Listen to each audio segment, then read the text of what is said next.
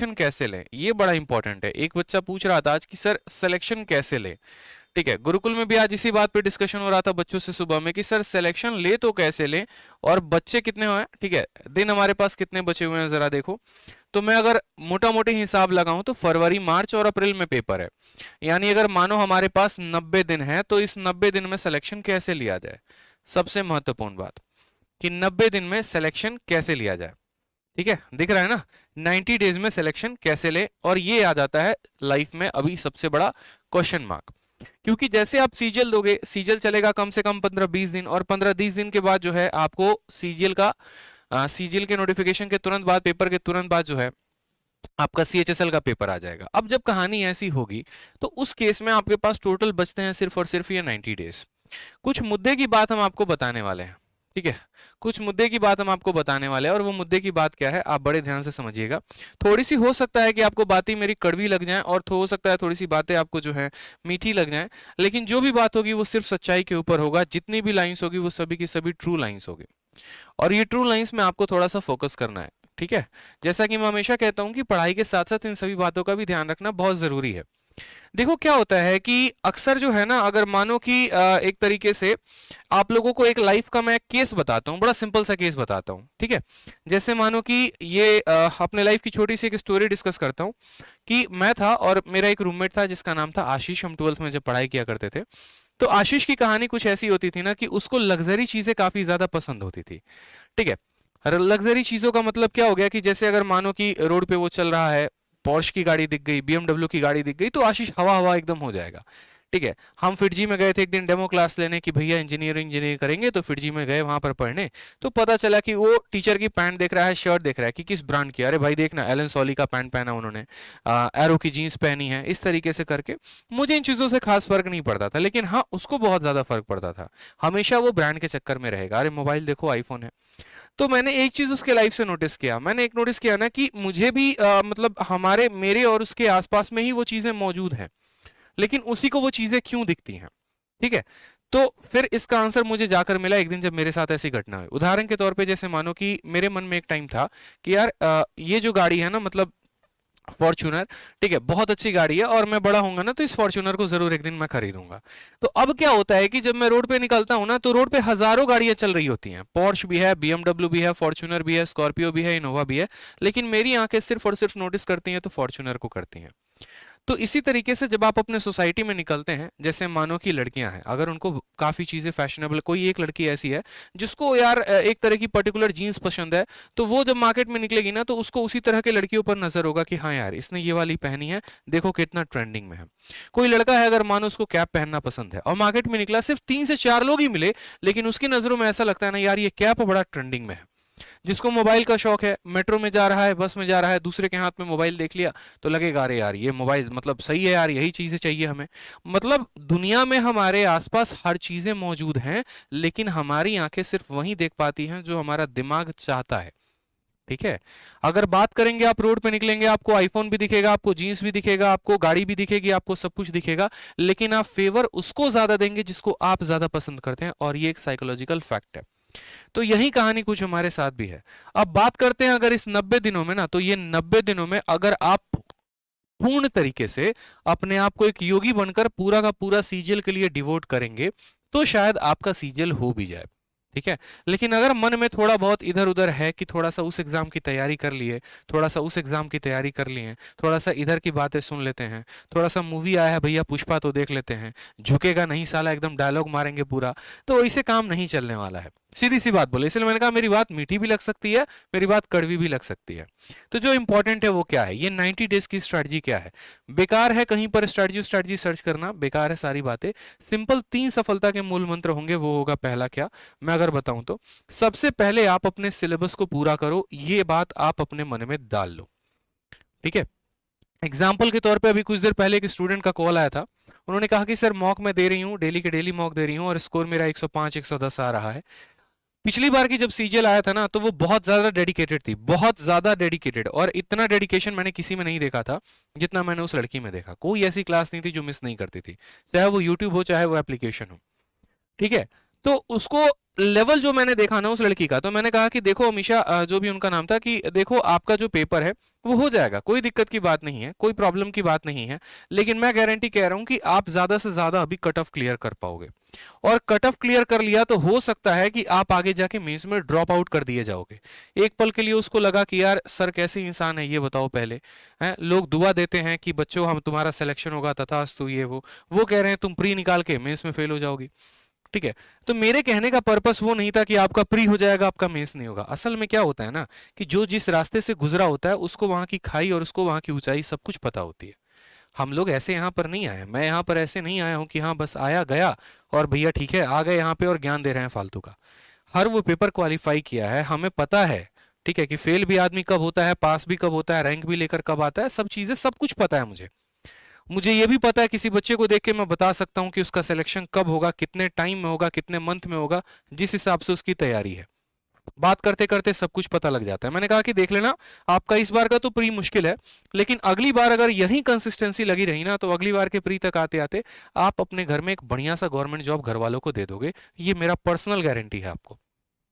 ठीक है, रीजन क्या होता है दोस्त कि आप लोग हमेशा एक बात को जिया करो, अपने जिंदगी में डाल लिया करो कि आप बन रहे हो, सिंपल सा बात है, इंस्पेक्टर। आप यहां पर चपरासी नहीं बन रहे, आप सीजल से इंस्पेक्टर बन रहे हो, और अगर आप इंस्पेक्टर बन रहे हो ना तो आपको मेहनत भी उस तरीके का करना पड़ेगा इन 90 दिनों में।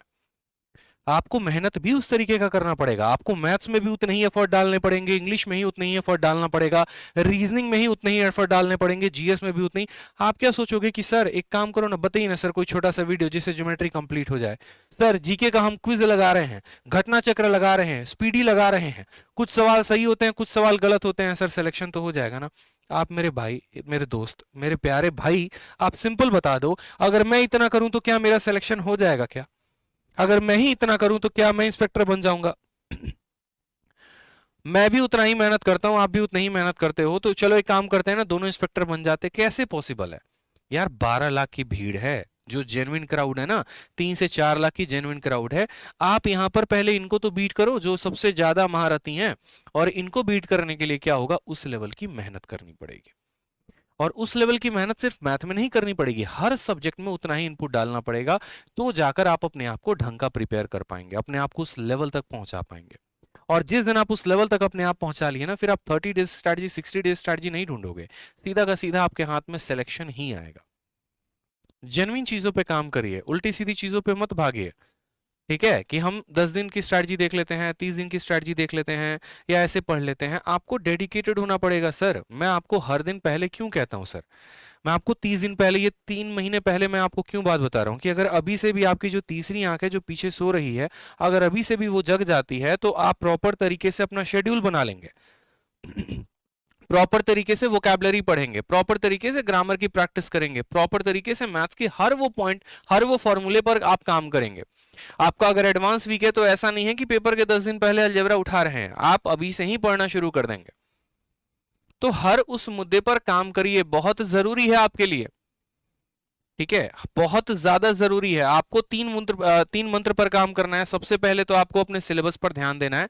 ठीक है, आप एक काम करो, सबसे बढ़िया बात बता रहा हूं, ठीक है, सबसे बढ़िया बात जो आपको कोई नहीं बताएगा, आप एक अपना पन्ना लो, एक ऐसा पेपर लो, जो मैं हमेशा करता था। ठीक है, जो पर्सनली मेरा अपना प्लान होता था।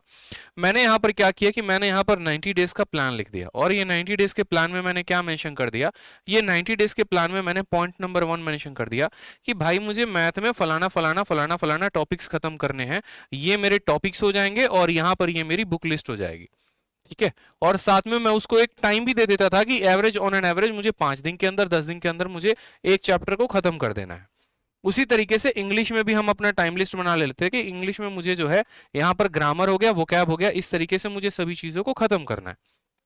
ठीक है, ग्रामर में मुझे यहां पर ये 8 टॉपिक हैं, बस मुझे इन्हीं के ऊपर मेहनत करनी है। और वोकैबुलरी में सिर्फ एक बुक है, मानो नीतू सिंह हो गई तो नीतू सिंह हो गई, ऑनलाइन मेंटर हो गया तो ऑनलाइन मेंटर हो गया, जो भी हो गया मुझे यहां पर इनको खत्म करना है। जीएस में मेरे माइंड में हमेशा फिक्स होता था कि अगर मैं ऑब्जेक्टिव ऑब्जेक्टिव के सहारे रहूंगा तो एक दिन गंदा फंसने वाला हूं। ठीक है, तो मैं कभी ऑब्जेक्टिव का सहारा लेता ही नहीं था। हमेशा मेरे मन में ये होता था कि एक काम करो, सबसे पहले जीएस के लिए तुम सब्जेक्टिव पढ़ लो, सब्जेक्टिव एक बार गो थ्रू हो जाओ। कहां से हो जाओ? तो लूसेंट सबसे बढ़िया किताब है, वहां से हो जाओ। कोई और किताब है तो तुम वहां से हो जाओ सब्जेक्टिव, और उसके बाद वहां पर बैठ के तब ऑब्जेक्टिव लगा लो, यानी सब्जेक्टिव और ऑब्जेक्टिव। इसके अलावा कुछ छोटे छोटे पर्चे भी बना लेता था मैं। पर्चे जानते हो? वो पर्चे नहीं जो एग्जाम में चीट करने के लिए लिए जाते थे। पर्चे का मतलब ऐसे हो गया, जैसे फेमस दर्रे हो गए, फेमस पहाड़ हो गया, फेमस आपका पार्क हो गया, ठीक है, आपके बांध हो गए, ठीक है, भारत में पहला पुरुष हो गया, इस तरीके से कुछ स्लोगन्स हो गए, नारेज हो गए, इनके पर्चे बना लिए थे। कहीं कहीं से प्रिंट आउट निकलवा लिए थे जाके किसी किसी वेबसाइट से, जैसे ग्रेडअप हो गया, वहां पर सबसे ज्यादा दिया होता है। ये पर्चे बनाने के बाद, ठीक है, तब इनको प्रॉपर तरीके से रिवाइज करना। मतलब अगर मैं इस पे हमला कर रहा हूं ना, तो एक दिशा से नहीं, टोटल मिलाकर 3-4 दिशा से हमला होती थी मेरी, ठीक है। एक मेरा हो जाता था कि इसके मिसलेनियस पे अटैक करूंगा, दूसरा मेरा ये हो जाता था इसके ऑब्जेक्टिव पर अटैक मारना है, तीसरा मेरा ये हो जाता था यहाँ पर कि करंट अफेयर पर भी जोड़ देना है, ठीक है। इस तरीके से हमला होगा। फिर उसके बाद हम आते थे रीजनिंग पे। अब रीजनिंग में क्या होता है, एक बच्चा जो है वो जीवन में इस बात के मिथ पे जीता है, भाई का तो तेरा रीजनिंग कंप्लीट है, ठीक है, मेरा तो रीजनिंग बहुत अच्छा है, 50 में 50 तो आ ही जाएंगे। और यकीन मानो उस भाई को भी ये पिछले साल पता नहीं उसकी आंखें कब देखी होंगी, स्कोर 50/50 नहीं आता दोस्त। जिंदा आदमी इस उम्मीद में रहता है कि रीजनिंग अच्छा है और रीजनिंग में 50 में 50 आ जाएगा, बट नहीं आता है। क्यों नहीं आता है? क्योंकि देखो, अगर कोई चीज नहीं आती है ना, तो गुरूर नहीं करना उस चीज का, ठीक है, घमंड नहीं करना है कि रीजनिंग आती है आती है आती है। हो सकता है कभी आप किसी दिन में उस घमंड के लपेटे में आ जाओ, उससे बढ़िया ये है कि आप उसको कॉन्स्टेंटली मेहनत करते रहो। करना दोस्त, एटीट्यूड जरूर दिखाना, गुरूर जरूर दिखाना, लेकिन जिस दिन हाथ में ज्वाइनिंग होगी उस दिन दिखाना, उस दिन शोभा भी देगा। अभी तो आपकी सीखने की उम्र है। अभी एक काम क्या करो कि रीजनिंग में जैसे मानो अगर कोई टॉपिक नहीं आता, आप उसको पूरा का पूरा पढ़ो प्रॉपर तरीके से, और अगर नहीं आता तो प्रैक्टिस करो ज्यादा से ज्यादा। मेरा मानना है कि अभी प्रैक्टिस के ऊपर जोर दो, उन सवालों के ऊपर जो सबसे ज्यादा कैलकुलेटिव है, ठीक है, जो नए पैटर्न के ऊपर पूछे गए हैं। कहीं से भी प्रैक्टिस करते हो, रीजनिंग की जो बुक है हमारी विक्रमजीत सर की, आप उससे प्रैक्टिस कर सकते हो, बहुत जबरदस्त बुक उन्होंने बना रखी है, ठीक है। तो इस तरीके से आप यहाँ पर पूरा पे एक प्रॉपर 90 डेज का प्लान बना लो। उस 90 डेज के प्लान में आप हर सब्जेक्ट को टारगेट कर रहे हो, आप वोकैब को भी टारगेट कर रहे हो, आप करंट अफेयर को भी टारगेट कर रहे हो, आप रीजनिंग को टारगेट कर रहे हो, मैथ को कर रहे हो, इंग्लिश को कर रहे हो। तो इस तरीके से एक 90 डेज प्लान अपने आपने कॉपी में बना लिया, सारी बातें आपने नोट डाउन कर ली। उसके बाद क्या होता था, मैं यहाँ पर डेज के प्लान बनाता था कि डेज में जैसे मानो 1 हो गया, 2 हो गया, 3 हो गया, 4 हो गया, इस तरीके से करके पूरे 90 दिन का प्लान बना लिया। जैसे जैसे मेरा दिन बीतता था ना, मैं उसको ऐसे काटना शुरू करूंगा, अरे यार इतने दिन बीत गए, इतने दिन बीत गए, इतने दिन बीत गए। वो क्या होता है, एक साइकोलॉजिकल प्रेशर बनाता है माइंड के ऊपर, और हमें बार बार एक रिमाइंडर देते रहता है कि देखो इतने ही दिन बच गए हैं, अब नहीं पढ़ोगे तो कब पढ़ोगे, इतने ही दिन बच गए, अब नहीं पढ़ोगे तो कब पढ़ोगे। क्योंकि आज का समय ऐसा है ना, बेशक कोई कितना कह ले कि यार मैं अपने आप में बहुत महान हूं, या फिर एक तरीके से मुझे किसी की गाइडेंस की जरूरत नहीं है, बेशक आपको किसी की गाइडेंस की जरूरत नहीं है, मैं आपकी 100 बातें एग्री करता हूं। लेकिन हाँ, आज के टाइम में आपको अपने आप पे ही प्रेशर डालने की बहुत जरूरत है, और वो जरूरत करता है आपका ये टाइमर, वो जरूरत करता है आपका ये शेड्यूल। जब आपके सामने लिखा हुआ होगा ना पन्ने के ऊपर, इतनी चीजें पढ़नी है, तो दिमाग को लोड पड़ेगा भाई, आंखों से दिखेगा, अरे तेरे को तो इतना कवर करना है पेपर के पहले, और तू 4 टॉपिक किए बैठा है, तेरे पास तो सिर्फ 90 दिन है, 20 दिन निकल गए, बचे 70 दिन, अब नहीं करेगा तो कब करेगा। तो ये डेली का डेली एक प्रेशर क्रिएट करते रहेगा आपके ऊपर। उस प्रेशर में शायद हो सकता है थोड़ा बहुत आप पढ़ाई कर भी लो, ठीक है, हो सकता है उस प्रेशर में आप एक पल के लिए ये भी सोच लो, यार आज है ना 2 चीजें मेरे सामने हैं, या तो एक मैं बैठ के 3 घंटे की मूवी देख लूं या वेब सीरीज देख लूं, या फिर हो सकता है कि मैं 3 घंटे में एक टॉपिक कंप्लीट कर लूं। अगर टॉपिक कंप्लीट हो गया तो यहां से उसको कट मार देंगे, और मूवी कंप्लीट हो गया तो यहां पर उसको कट मारने का कोई भी जगह नहीं है। इस तरीके से आप अपने आप को ढालो, ये 90 दिन बहुत जरूरी है, समझ में आ रहा है। और ये 90 दिन में जिसने काम नहीं किया ना, तो इसीलिए मैंने कहा 3 पॉइंट है। पहला पॉइंट हो गया सिलेबस, दूसरा पॉइंट हो गया प्रॉपर स्ट्रैटेजी, ठीक है, और तीसरा हो गया प्रॉपर, एक बात को जान लो दोस्त, रिवीजन। रिवीजन का मतलब क्या हो गया कि जो आप सिलेबस को पढ़ रहे हो उसका रिवीजन करो, और साथ में मॉक टेस्ट लगाओ, ठीक है। अभी तो आपकी उम्र मॉक टेस्ट लगाने की भी नहीं हुई है, और बच्चे क्या सोचते हैं, बच्चे सोचते हैं सिलेक्शन हो जाएगा, प्री में तो हम ही फोड़ेंगे और कोई नहीं फोड़ेगा। अरे यार, बाहर ऐसे ऐसे लोग बैठे हैं ना जो 400-400 500-500 प्री का मॉक लगा के बैठे हैं, और उनका अभी स्टार्टिंग स्कोर ही है ना मॉक में 150 160 होता है। आपका स्टार्टिंग स्कोर अभी 100-110 होगा, आप अभी कट ऑफ के लिए जद्दोजहद कर रहे होगे, वो कट ऑफ क्लियर करके बैठे हैं, उनको मेंस के लिए क्वालिफाई करना है, वो 190 के लिए बीट कर रहे हैं। तो दो लोग हैं हमारे पास, एक वो जो 130-140 लाने के लिए मर रहा है, कट ऑफ क्लियर करने के लिए मर रहा है, दूसरा वो जिसके 130-140 तो अभी से ही बन रहे हैं, बस वो ये सोच रहा है कि किसी भी तरीके से 180 प्लस लेके आ जाऊं, मेंस में भी 180-190 लेके आ जाऊं और एक इंस्पेक्टर पोस्ट मिल जाए।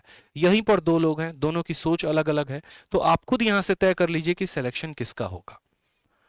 ठीक है, सिलेक्शन किसका होगा। ये जो 110 नंबर आ रहे हैं, ऐसा नहीं है कि इनका सिलेक्शन नहीं होगा, इनका होगा, लेकिन तब जब वो 180 वाले के बराबर या उससे दोगुनी तीनगुनी मेहनत करेंगे, तब हो सकता है।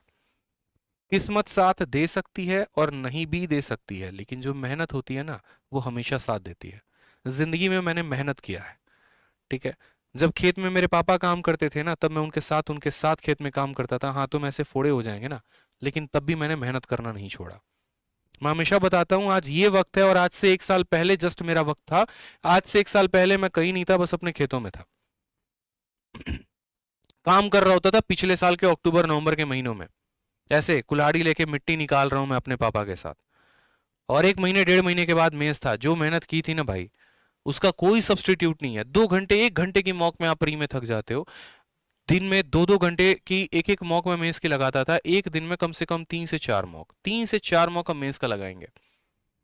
जब दिल्ली आए, यहाँ पर एक लाइब्रेरी ज्वाइन किया, यहाँ पर जाके 3 से 4 मॉक डेली लगाते थे, वो भी ये देखकर कि आसपास का माहौल इतना है, अगर मैं इतनी मेहनत नहीं करूंगा तो मैं फेंका जाऊंगा कहीं दूर, मैं किसी कोने में पड़ा रहूंगा, ठीक है, मेरे हाथ में हमेशा बेरोजगारी रहेगी और कुछ नहीं होगा। 2-2 घंटे की 3-3 मॉक, 4-4 मॉक, बस नीचे एक चाय की दुकान होती थी, एक मॉक दिया, इतना प्रेशर बन गया, जाके चाय पिया, फिर वापस आके फिर बैठ के मॉक। सुबह निकलते थे सूरज देखकर, रात को सूरज ढलने के बाद ही सीधा रात में 11-12 बजे आदमी निकल रहा है। बस वो 1 महीने अपने आप से प्रॉमिस कर लिया था कि ना लेफ्ट देखो ना राइट देखो, बस अपनी किताबों को देखो, अपने कंसेप्ट को देखो, बनाओ, पढ़ो कायदे से, वही तुम्हें जो है कामयाब बनाएगी, वही तुम्हें आगे लेके जाएगी। तो इस बात का ध्यान रखो, प्रॉपर तरीके से जो है पूरा एक अपना शेड्यूल बनाओ। आपकी कमजोरी, आपकी जो खासियत है, वो सिर्फ आप जानते हो, आपके अलावा कोई नहीं जानता है। आपको पता है आपके वीक पॉइंट्स क्या हैं, आपको पता है अगर आपकी जीएस कमजोर है तो सर आप काम करिए ना उसके ऊपर। किसी और को थोड़ी लेकर आएंगे सर आप काम करवाने के लिए, भैया मेरा जीएस है तुम अच्छा करवा दो, ऐसे नहीं होगा सर। आप ही को ढूंढना पड़ेगा ना। आप या तो इंटरनेट को ढूंढिए, या आप किसी किताब को पकड़िए, या आप कहीं और पे पकड़िए, लेकिन हाँ जो भी है आप प्रॉपर तरीके से डिसाइड कर लीजिए, मेरा वीक पॉइंट है, मैं इसके ऊपर काम करूंगा, ठीक है। तुम्हारा वीक पॉइंट है, अगर मानो कि आपका वीक पॉइंट है जीएस की तरफ, तो आप जीएस के ऊपर ज्यादा फोकस करो। वोकैबुलरी है तो वोकैबुलरी के ऊपर ज्यादा फोकस करो। हर जगह अपने आप में अच्छा है, हर जगह अपने आप में बहुत बेहतरीन है। आप अपने घर से भी पढ़ाई कर सकते हैं, बाहर से भी पढ़ाई कर सकते हैं, कहीं से भी आप पढ़ाई कर सकते हैं, कोई परेशानी की बात नहीं, लेकिन बस पढ़ाई आपको करना है, ठीक है। कुछ सोशल डिस्ट्रैक्शंस हो जाते हैं जिसके ऊपर थोड़ा काम करो। अगर किसी चीज पे लगता है कि समय ज्यादा जा रहा है, तो अपना प्रॉपर एक शेड्यूल बना लो कि इसको बस इतना ही लिमिटेड टाइम एक देना है, इससे ज्यादा नहीं। चाहे वो मोबाइल पर किसी से बात करना हो गया, किसी के साथ घूमने जाना हो गया, ठीक है, या परिवार का कोई भी एक तरीके से काम हो गया, तो अभी कुछ देर के लिए होल्ड कर सकते हो, क्योंकि एक बार आप बेहतर हो गए ना, आने वाली आपकी जितनी भी पीढ़ी है ना, वो मौज करेगी, मैं गारंटी दे रहा हूँ। क्योंकि एक इंसान के ऊपर आज के टाइम में 3 जनरेशन का जो है रिस्पॉन्सिबिलिटी होता है। अगर मैं हूं ना, तो मेरे ऊपर मेरा खुद का रिस्पॉन्सिबिलिटी है, जो मेरी अपनी जनरेशन होगी, जैसे मैं हो गया, मेरी वाइफ हो गई, ठीक है, मेरे भाई हो गए, मेरी बहन हो गए, वो हो गए। एक मेरा पिछला जनरेशन, जैसे मेरे पापा हो गए, मेरी मम्मी हो गई, मेरे दादा हो गए, मेरे चाचा हो गए, वो ठीक। और एक मेरा आने वाला जनरेशन, जैसे मेरा बेटा हो जाएगा, मेरी बेटी हो जाएगी, मेरे जो आने वाले पूरी की पूरी हायरार्की होगी। बेशक मैं बहुत अच्छे स्कूल से नहीं पढ़ा, मैं एक बात ये मान कर चलता हूँ। पल के लिए हम कहते हैं ना कि यार मेरे पापा में समर्थ उतना नहीं था कि वो मुझे इतना पढ़ा पाए, ठीक है, उनके अंदर समर्थ नहीं था। मेरे पापा ने तो खैर पढ़ाया, बहुत पढ़ाया, अपनी रोजी रोटी मारकर मुझे पढ़ाया, इस बात के लिए मैं उनको हमेशा शुक्रगुजार हूँ। बट एक एग्जाम्पल दे रहा हूँ कि मानो लाइफ आपको आज सबसे बेस्ट रिसोर्स नहीं देती है, ठीक है, आपके पास उतने पैसे नहीं है कि आप शहर जाके पढ़ाई कर सको, ठीक, लेकिन आप तो अपने आप को इतना काबिल बना लो कि कल के दिन आपका बेटा आपसे ये बात ना बोले। आप बताओ पहले, आप अपने आप को उस काबिल नहीं बना रहे, और फिर आपका बेटा भी वही एक्सक्यूज देगा जो आप एक्सक्यूज दे रहे हो। इससे बेहतर यह है कि आप उसके लिए एक बढ़िया सा प्लेटफॉर्म तैयार करके दो, और वो तब दोगे जब आप अगर अच्छे स्कूल में नहीं पढ़े, अगर आप उसको अच्छे स्कूल में पढ़ाने का सोचते हो, वो तब पॉसिबल है जब आप उस लेवल की मेहनत कर रहे हो, आप उसको कुछ गिफ्ट में दे रहे हो, एक तरीके से एक बोलते हैं ना विरासत में मिली है, तो ये आपकी कामयाबी से उसको विरासत में मिलेगा, और इसके लिए बस आपको मेहनत करनी पड़ेगी, ठीक है। समझ में आ गया बात? मन लगा के पढ़ो भाई बस, और कोई दिक्कत की बात ना है, ठीक है। बाकी चीजें सब साइड कर दो, पड़ोसी वड़ोसी की सब बातें साइड हो जाती हैं, कोई फर्क नहीं पड़ता, बस आप ढंग से अपने ऊपर मेहनत कर लो, ठीक। ताकि आने वाली पीढ़ी कम से कम बोल सके कि हाँ भाई साहब ये हमारे लिए कुछ छोड़ कर गए, कुछ अच्छा करके गए, देश के लिए भी कुछ अच्छा कर लोगे आप, ठीक। और छोटी छोटी चीजें हैं ना, छोटी छोटी चीजें पे आप काम करो यार। मैं आज यही बात हो रही थी मेरी अनिल सर से कि एक वो दिन था कि सर जब यहाँ पर व्हाइट बोर्ड लगा होता था, डिजिटल बोर्ड नहीं था सर, व्हाइट बोर्ड था, मार्कर से आते थे पढ़ाते थे, 5 बच्चे 10 बच्चे लाइव देखा करते थे, 20 बच्चे लाइव देखा करते थे। सर हमने तो शुरुआत वहां से की है, हमें तो सर डूबने का डर ही नहीं है, क्योंकि हमने तो शुरुआत ही 0 से की है। आज 1000 बच्चे लाइव देखते हैं, कल हो सकता है 10,000 बच्चे लाइव देखेंगे, एक दिन 1 लाख बच्चे भी लाइव देखेंगे, वो भी पल आएगा। तो जो व्यक्ति एकदम नीचे से शुरुआत करता है ना, उसको पता होता है यार कहां कहां पर ब्रेक थ्रू आएंगे, और डर नहीं लगता फिर। बस उसी तरीके से मेहनत करो। बेशक आपका स्कोर 60 आ रहा है, कोई परेशानी की बात नहीं, लेकिन ये 60 से जो है ना, 60 के बाद 60 पे ही नहीं रुकोगे, 70 आएगा, 80 आएगा, 90 आएगा, 100 आएगा, 190 भी आएगा। एक पल था जब मैं ये सोचा करता था कि यार जिस दिन मैं टॉप मारूंगा ना, पक्का मेरे जो पोस्टर हैं वो हर जगह पर लगेंगे, ठीक है। किसी पर्सन से मेरी एक दोस्त था, उससे लड़ाई हो गया था, तो मैंने सोचा था कि चल ठीक है यार, कोई बात नहीं, अपना जो है जिस दिन टॉप मारूंगा इसके घर के सामने अपने पोस्टर लगवाऊंगा। आज इतना है ना कि लोग खुद मेरी वीडियो देख रहे होते हैं, ठीक है, उनको पता है कि हाँ क्या है, ठीक है बंदा चलो बहुत अच्छा है। किसी की कामयाबी फिक्स नहीं होती यार, कौन कहां जाकर कैसे हिट मार देगा किसी को पता नहीं होता है। बस मेहनत करते रहिए, भगवान देख रहे हैं आपकी मेहनत को, और वो जरूर आपको सफल इंसान बनाएंगे, बहुत अच्छा बनाएंगे। ये मैं मानता हूं, इस बात को मैं यकीन करता हूं, मैं इस बात पे, ठीक है, इस पे मैंने बिलीव किया। बस मेहनत का कोई भी तोड़ नहीं है।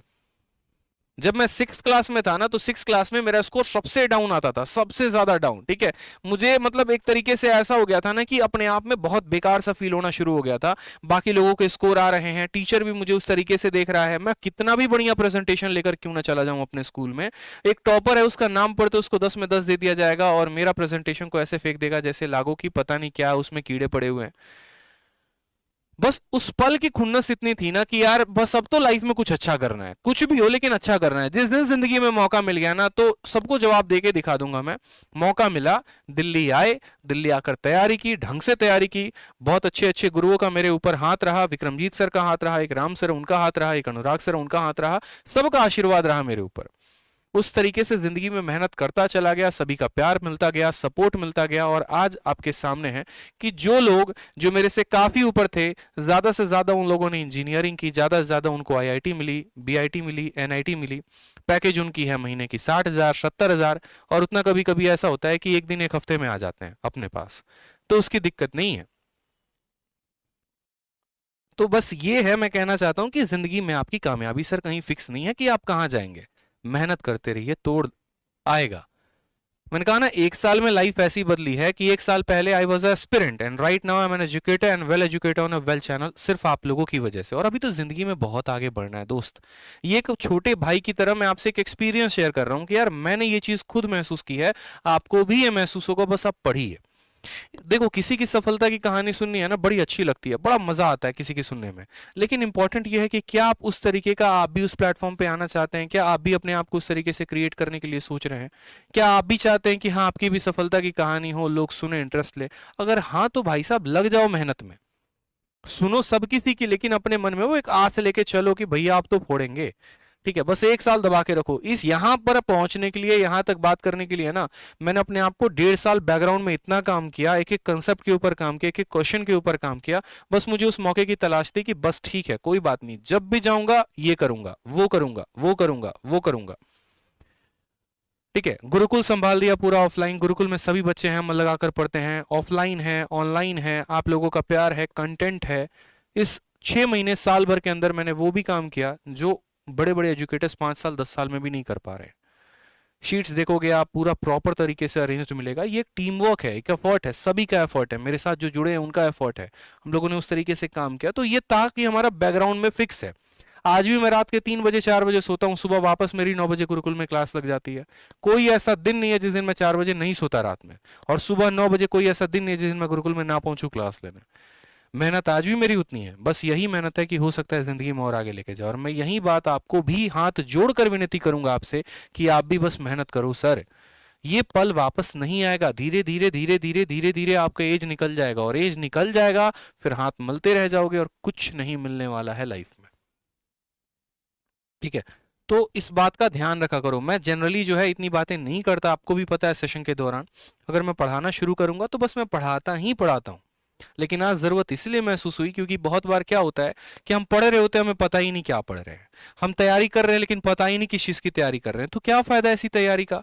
आप मेरी वीडियो 4 घंटे देख लो, ठीक है, और 4 घंटे के बाद आप कुछ ना पढ़ो, सर मैं बता रहा हूँ वो 4 घंटे भी बेकार है, वो 4 घंटे भी बेकार है। अभी के जो ये आधे घंटे जो मैंने बात कही है ना, अगर जब जब आप डिमोटिवेटेड फील होना ना, आप बार बार ये मेरी बात सुनना, रिवाइंड करके सुनना, वीडियो को डाउनलोड करके रख लो, सेव करके रख लो, जब जब हो 2x की स्पीड पे चला देना, सुनना, देखना, एनर्जी ना आ गई तो फिर कहना। बस इस बात का ध्यान रखो, प्रॉपर स्ट्रैटेजी, प्रॉपर प्लानिंग, ये जिंदगी में हमेशा आपको आगे बढ़ा के ले